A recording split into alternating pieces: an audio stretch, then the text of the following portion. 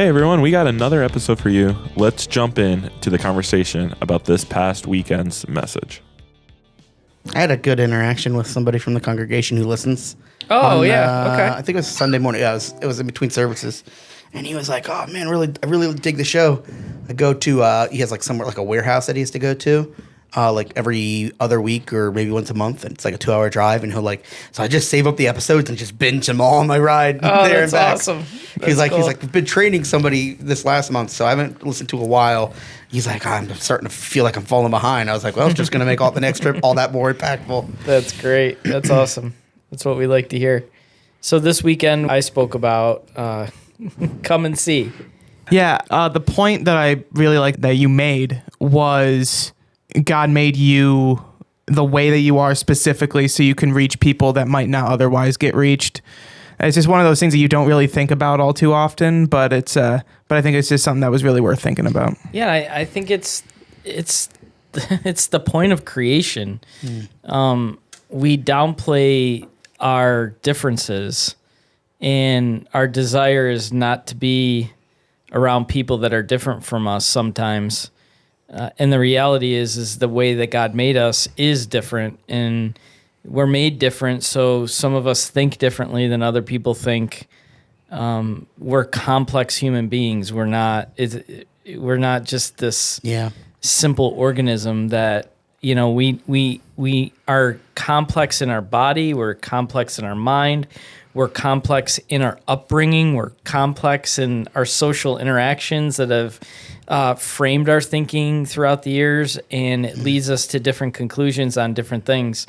And the beauty of it is that we're all in different contexts, and God uses all of that to make you effective with the people that you're around that someone else might never be around. I mean, you're a musician. Mm-hmm. I'm the farthest thing from a musician.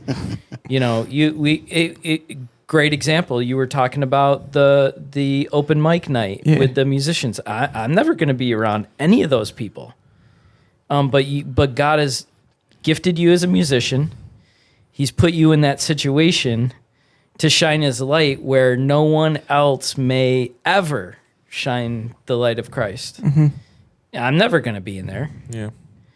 And you have a certain gifting that God's gifted you in a certain way that you can influence them because you're a musician and they respect your musical ability, and therefore you have some credibility in the way you think and the things that you think about Christ that no one else has. Yeah. That's what I love. I feel like a lot of times we're like, we're told to go and share the gospel. And we think that that's like, we have to go to the places where we're uncomfortable. And we have to go out of our way. And sometimes we are called to do that. But what I love about this is like, we are called to be ourselves. Right? Like using your example, Sandra, you're going to that anyways because that's what you're interested in. Mm-hmm. And we're just told to live our lives so that it's evident. The light of the Lord is evident in how we live, that something different is happening. Yeah. And so it's like if you're called to go and put yourself out there and be uncomfortable, go. But also live your life and let your life shine and be that example for you. And when that opportunity presents itself. Yep. It's the point that I was trying to make about John the Baptist that I may not have made that well. Is that the point I was trying to make is he was comfortable in what he was doing. Like, It was just who he was. Yep. He was proclaiming who Jesus was. And this is a prime example as Xander goes into this musical environment where musicians are there. You feel, I'm assuming, you feel confident, you feel competent, and you feel comfortable in that situation. And it's just you being you. Because you're in a situation that God created you for, and in that exactly what you're saying, it's just you being you as a musician or it's as simple as football guys. Yeah, the guys playing fantasy football. Seriously, the guys playing fantasy football that that I had friends like that in high school. They just knew stats about people and they understood things about football that I was clueless about. But all these guys together in a fantasy football league, everyone's comfortable, everyone's having fun, everyone's talking about their football team and their draft. They're doing the draft. And then there's a Christian there that he's in his absolute comfort zone, shining the light of Christ. He's just naturally doing it. He was made in the image of God. He's been redeemed and regenerated by God, and God's put him in a place where he feels comfortable and he's himself, and the people around them and that person can't help but notice the hope that he has. That's different. One thing that you pointed out this weekend, which I think next week we're going to see this even more. We first are introduced to the words "come and see" by Jesus. Mm-hmm. Then we hear Philip use it to Nathanael when he says "come and see," and I think that's very like an interesting thing for us to realize is the invitations from God. Yeah, but it's also a command for us to invite people to God. Just come and see, and it's so simplistic. Like, we make evangelism this difficult thing where we feel exactly like you said. We feel like we have to be somewhere where we're uncomfortable and we're doing something difficult, and we have to be a theologian. And the reality is that it's it's an invitation. That's all it is. Yeah. Come and see in the midst of the people that you are comfortable around. Yeah. Now, I get it. It's not always those situations, but the vast majority of our life is comfortable situations where we're living our life and we're saying, come and see. And I love the word credibility that you used earlier, right? Because like when you are comfortable in a place, you have so much credibility, more credibility with those people. Yeah. Whereas there's like a random person on the street, you have to earn their trust, and there's still that in the back of their mind, like what's in it for this person, right? If you're there and you both are just interacting in something you love to do, like they aren't curious as to why you're talking to them. Exactly. They know why you're there. You're both there for football or music or whatever it is. It's just a conversation on top of it that gets them thinking. Because that's who you are. Yeah, that's who you are. It's who you are, and you're made in the image of God, and it's all God. Yes. You're made in the image of God. He made you in his image. He redeemed you. He saved you. He created you the way you are, and it's him just doing his work alongside you, through you, and with you. And it's as simple as you just saying, come and see. I believe that. Come and see. This isn't a question, but this is my hot take on the question asked by the disciple. I think it's John the writer that asked that question. You made the point that they're probably like, that's the stupidest question, and he said, I'm going to document it, but I think he's documenting it without his name, because I think he would have sold Andrew out. I think he would have said, Andrew said this. Now, I'll be the first to admit, I could be embellishing that whole thing, but I think the reality is, this is the truth that we know.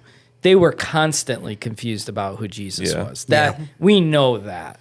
Yeah. Whether that was a dumb question that he mixed up, or he was saying legitimately, no, we want to see where you're staying. We're seeking to know more about you. The reality is that that they were confused constantly about who he was.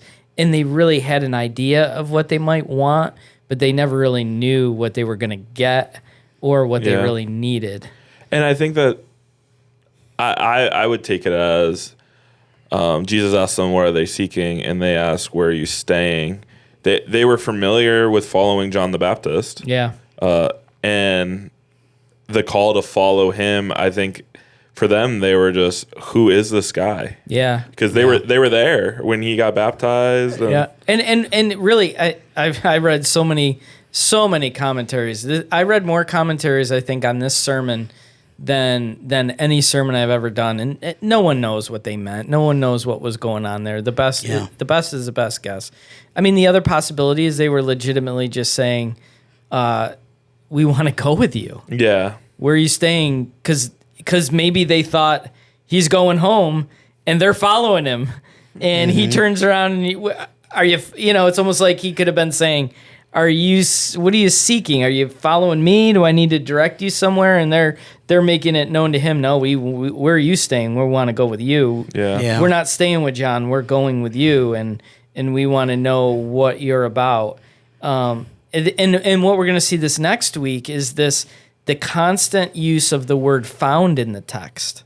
Yep. All of a sudden it's one disciple going and finding his brother, then Jesus finding another, then someone else going and finding another. And it's like John just starts to use this repetition of people just being found. I think he also uses the word saw a lot. Yeah. Like Jesus saw them. They saw them. Yeah. Like I was going through this text with one of the young adults recently, and we pointed out the word, like Jesus saw them, and then he invited them. Yeah. And when you see that, when you're studying the Bible, for everyone out there listening, that pick up on words that are repeated. The writer's doing that for a reason. He wants you to pick up on something, and the reality is that Jesus is seeking, he's saving, he's finding, and it's all for our redemption. Thanks for listening today. Jesus invites you to come and see. If you enjoy this podcast, please share it with a friend or family member. That will help us all bring people to Jesus and learn to follow him together. We'll see you next week.